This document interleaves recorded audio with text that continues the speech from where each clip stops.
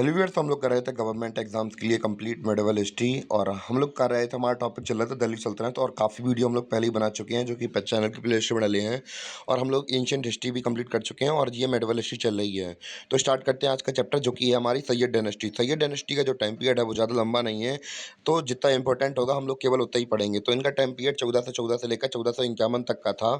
और हम लोग बात करें जो खिलज खान थे वो कौन थे, इस सैयद डायनेस्टी के फाउंडर थे। तो अब ये ऐसा क्लेम करते थे कि ये डिसेंडेंट है किसके, यानी कि वंशज है किसके, प्रॉफिट मोहम्मद के, यानी कि प्रॉफिट ऑफ इस्लाम के क्या है, वंशज हैं, जिन्होंने जिनके बारे में आपने बचपन से कहानियां सुनी होंगी।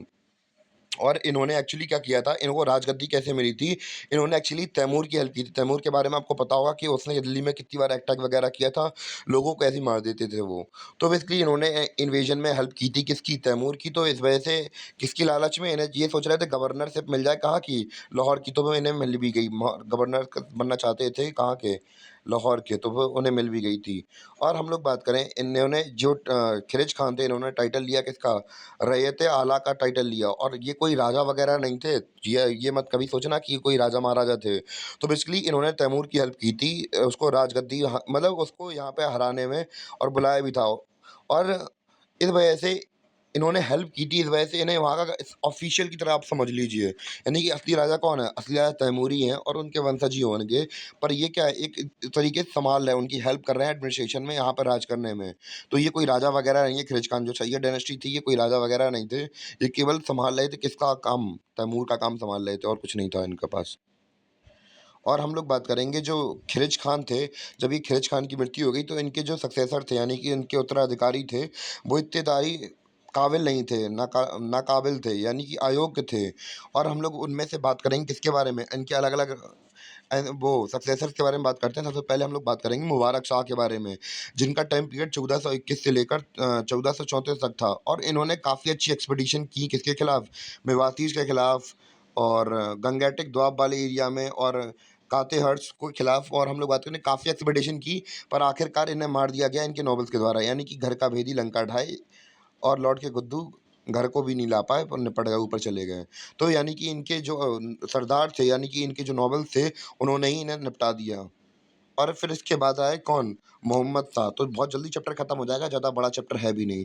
तो इसके बाद आए मोहम्मद शाह, और इनका टाइम पीरियड था 1434 से लेकर 1443 तक।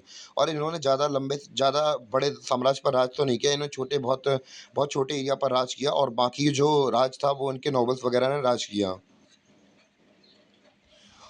और लास्ट में जो इम्पोर्टेंट रूलर बचते हैं इनके टाइम पीरियड के, वो थे अलाउद्दीन शाह आलम। तो इनका जो टाइम पीरियड था वो 1443 से लेकर 1451 तक था। और ये आखिरी सैयद किंग थे, और जो कोई खुद रिटायर हो गए थे, एक क्या बोलते हैं, कायर की तरह। और इन्होंने फेवर किया था किसको, बहलूल लोदी को, और वही फिर क्या बन गए थे। और जो सैयद डायनेस्टी थी उसको एक्सचेंज कर दिया किसने, लोधी डायनेस्टी ने। यानी कि अपना राज सिंहासन लोधी जी को दे दिया। लीजिए लोधी महाराज, ले लीजिए। तो भैया लोधियों को कोई दिक्कत नहीं हो भैया, अगर कोई घी, कोई कोई जबरदस्ती चारों उंगलियों में घी डलवाएगा तो भैया कोई मना थोड़ा ना करेगा। तो बहलूल लोधी भैया गद्दी पे बैठ गए, कोई दिक्कत नहीं हुई। और इम्पोर्टेंट बात ये है कि इनके टाइम पीरियड पे एक जो हमारे इम्पोर्टेंट राइटर वगैरह हैं, ये हैं, इनके बारे में ज़रूर जान लेते हैं।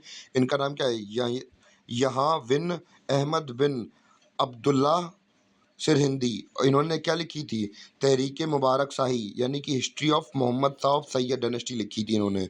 एक किताब लिखी थी, वो फेमस है, तो जो है हमसे एग्जाम वगैरह में पूछा जा सकता है। तो बस इतना ही था इनके टाइम पीरियड के बारे में, और कुछ ज़्यादा है भी नहीं इनके बारे में जानने के लिए। इसके बाद हम लोग पढ़ेंगे लोधी डायनेस्टी के बारे में। इसके बाद हम लोग पढ़ेंगे हमारे दिल्ली सल्तनत के आखिरी रूलर लोधी डायनेस्टी के बारे में।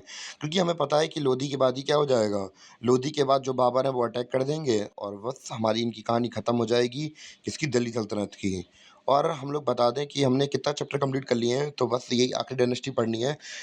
सबसे पहले हमने गुलाम वंश के बारे में पढ़ा था, जिसमें कि हम लोग बात की थी किसके बारे में, कुतुबुद्दीन ऐबक के बारे में बात की थी, फिर आराम शाह के बारे में बात की थी, और फिर रज़िया के बारे में बात की थी, इब्राहिम लोदी के सॉरी इल्तुतमिश के बारे में बात की थी, और बलबन के बारे में बात की थी। तो फिर उसके बाद हमने खिलजी डायनेस्टी भी निपटा दी हमने।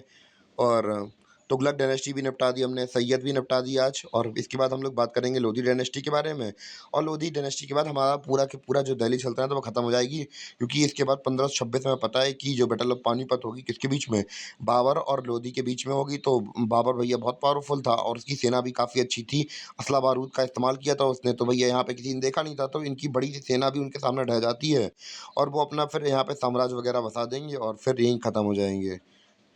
तो बस यहीं तक हमारा लेक्चर था। अब हम लोग अगले चैप्टर में हम लोग लोधी डायनेस्टी के बारे में समझेंगे, जो कि इम्पोर्टेंट भी है हमारे एग्ज़ाम पर्सपेक्टिव से काफ़ी। क्योंकि भैया दिल्ली सल्तनत के आखिरी राजा तो यही थे ना।